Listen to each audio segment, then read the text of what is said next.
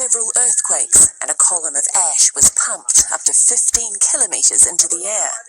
We don't know how much more is going to come out, but it is very.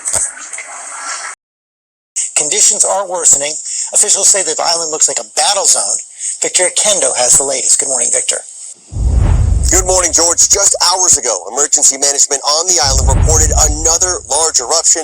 Experts there urging everyone to heed the warnings as these eruptions could continue for weeks, maybe even months. What's your shed?